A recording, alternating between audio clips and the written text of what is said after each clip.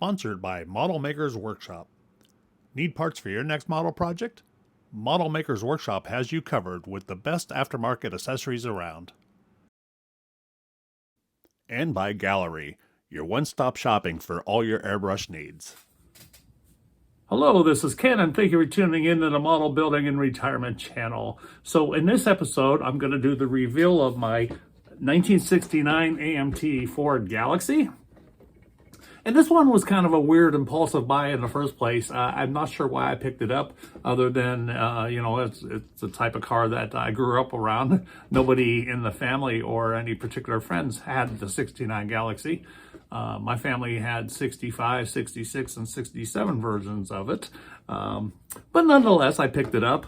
And the idea came to me to build this one, and I'm calling it Grandpa's Galaxy. And this is the picture that I came up with in my mind is, imagine in 1969, Grandpa just retired, paid cash, bought a brand new 69 Galaxy. And of course, he was a cool grandpa, so he had the 429 4-speed put in the car, or with those options. And, typical grandpa, washed and waxed every Saturday or Sunday afternoon. And in 1976, after the car is about 7 years old, his grandson's graduating high school, and he decides that it's time for him to upgrade and get a brand new car. So he gifts the Galaxy to his grandson. And of course, the grandson is just elated to get such a cool car. It's not really a muscle car, but then again, it is, because it's got that 429 4-speed in it. So what I picture is the kid made it his own, by not doing a whole lot. He adds air shocks to it, Krager wheels, engine dress-up kit, just kind of changes the stance and the appearance a little bit, but for the most part, everything still is the way Grandpa had it. So this is what I came up with.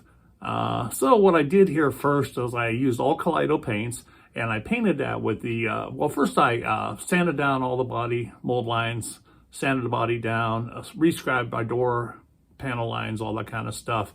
And I shot it with Kaleido's gloss black primer.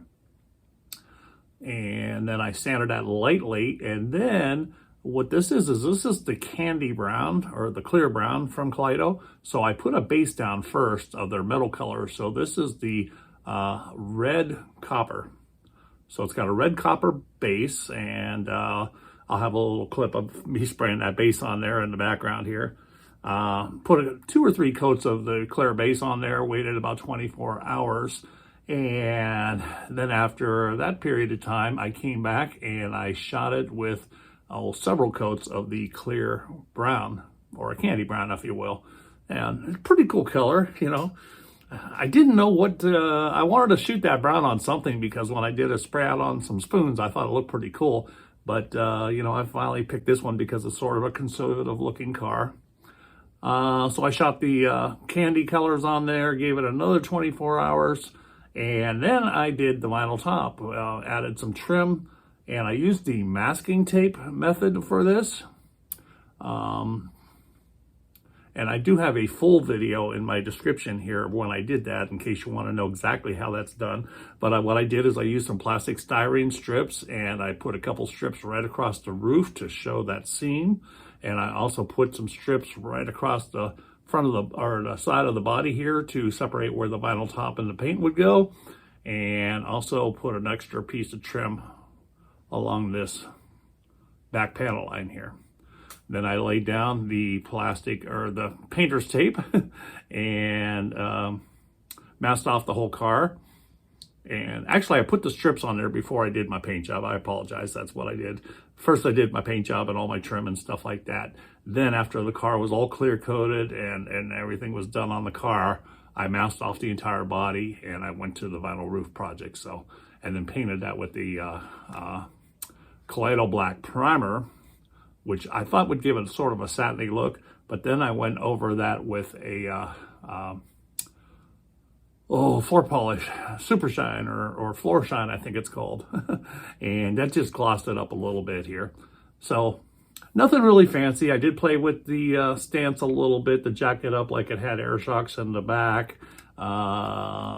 engine compartment. The only thing I really did there is I wired it and I put an engine dress-up kit there. So chrome valve covers, yellow spark plug wires, and a chrome air cleaner, you know, and I think that's pretty reminiscent of what a teenager would be doing to the car, and that's all he could afford to do to it. It really doesn't need any performance upgrades because this car is pretty darn fast with that 429 4-speed. So anyways, that was my theme for the model. I'll put it on the little 360 table here and we'll show you what it looks like, and I hope you enjoy. Okay, so here's a shot of Grandpa's Galaxy on the model building and retirement showroom's 360 table. Paint really is nice on that.